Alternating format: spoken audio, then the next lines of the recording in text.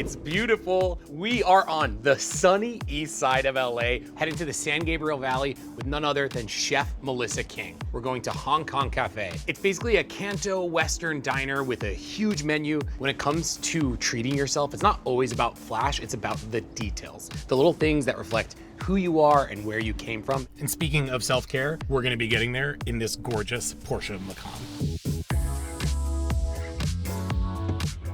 How's it going? Hey, bud. How are you, Justin? I'm so psyched to be able to here. be with you, but also in this. Love a Porsche.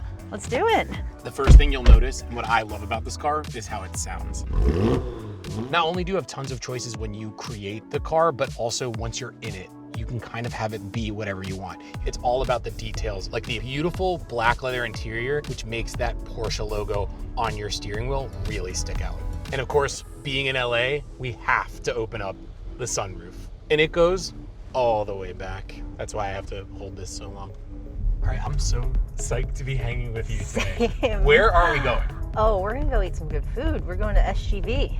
San We're Gabriel going to Valley. San Gabriel Valley. What is San Gabriel Valley and why is it kind of like a mecca for food lovers in Los Angeles? I mean, it's my hometown. You know, there's the west side of LA, which is fun and beautiful. And the east side, that's where all the good food is. I agree. It's a very deeply Chinese and Hispanic populated area. And San Gabriel Valley, I feel, to me, is the heart of Chinese cooking. I'm an American at the end of the day. I was born in Los Angeles.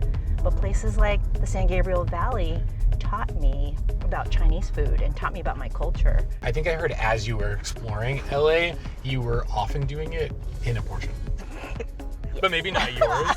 It wasn't mine. It was definitely my mom's Porsche. I would totally steal her car and sneak out to go to West Hollywood and like try to pick up girls on the other side of town. It was the best memories. We're always around this car. All right. Princess parking, look at that. Wow, I love that.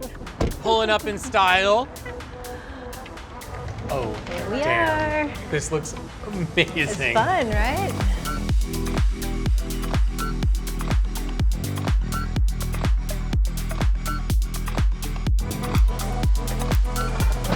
I'm really psyched. I'm so excited about this. It smells amazing, but I also love all of the decor. It's a vibe, right? Yeah. Yeah, this place feels like old time Hong Kong, and it just reminds me of my grandma. We used to go to places like this once a week or so, get breakfast. Sometimes I'd meet her for dinners here. And you're gonna walk me through exactly how we order. Oh yeah, we're doing it. Just order a little bit of everything. Oh, here we Thank go. you. My favorites. Okay, so talk think- me through what your methodology is specifically at a Cha-Chan-Teng, like a Hong Kong style cafe. Yeah, so methodology is just order what you want. There are no rules.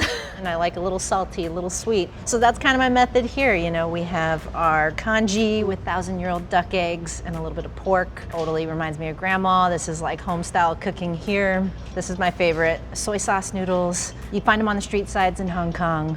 It's also in my cookbook, the home-friendly version of this. And then we have brisket with some tendon, a little bit of wontons. Since we're doing noodles here, I decided to do rice noodles underneath. So we're doing hor fun, which is like a flat rice noodle. You can customize anything at places like this. You can choose the different type of noodles. You can even change the broth. You could do broth or no broth. Then my other favorite, I always have to have the rice noodle rolls that are pan fried on both sides, and it's just smothered in this like sesame paste, hoisin, some sesame seeds, also a classic street food. But since we're getting the Hong Kong milk teas, it's not complete without the boloyo, which is a pineapple bun with a big slab of butter. And big slab of butter is an understatement. Big slab of butter. And it came from a big butter tower. Like literally slabs. And pineapple buns are not pineapple flavored, right? It's They're for not, how they look. Exactly. It has this like beautiful sweet crust on top. So it almost tastes desserty, but I love it with my Hong Kong milk tea. See, I can't just have one drink. Yeah. I like multiple drinks. So I like my hot drink and my cold drink. Hong Kong milk tea, and I like my lemon iced tea on the side. And it's very important that it comes in an adorable cup. This is a little cat. Now that we're settled and we have all of our food, I also want to get to know more about you. Let's do it. I think the first thing that I want to ask about is, do you get to extra brag because not only did you win Top Chef, but you won, in my opinion, like one of the best seasons of All Stars in terms of talent? Thank you. Like, what was that experience? Oh man, I would say the first season felt like child's play compared to All Stars. They make it harder. Yeah. You know, the first time I think I was kind of doing it for everyone else, and I was cooking more Eurocentric cuisines and things that I learned in Michelin kitchens, and it truly wasn't until All Stars where I really like embraced my heritage, embraced my culture. I was like, I'm gonna make things that like grandma taught me, and I'm gonna make congee, and I'm gonna make all the things that we're eating here, and that's gonna like hopefully take me to the win. There's heart and soul in this kind of food. So this is a classic Cantonese beverage. It is Hong Dao Bing, which is a red bean, coconut milk, shaved ice beverage. So you need a straw and a spoon to drink it. And more. Yes. Okay, here we go. Hong Kong style bubble waffle, also a classic street food. And then this is a Hong Kong style French toast. It's a peanut butter sandwich that's been battered and dipped and deep fried. Some places you'll drizzle on some condensed milk or honey. This was grandma's favorite dish. And they're kind of like spongy, they're just like chewy from the tapioca flour. And then the outsides and like the in-betweens get really crisp. Really delicious. All right, so what's your best bite? I do think it is going to be that pork chop rice for me. The pork chop rice, It's all just 'cause right. I don't know. And then which beverage though? We had a lot of beverages going on.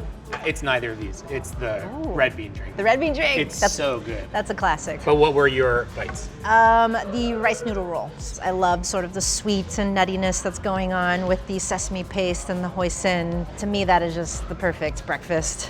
And then beverages. I have to go, I'm a traditionalist. I got to go with the classic Hong Kong. You got to give it up milk to tea. grandma.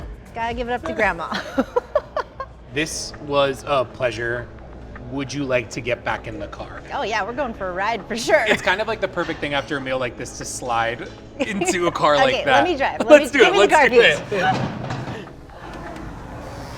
it. Ooh, stuffed. Okay, would you like to do the honors? Ooh, been waiting for this all day. Perfect, let's go. Let's go. All right. Let's see how fast this baby holder. goes.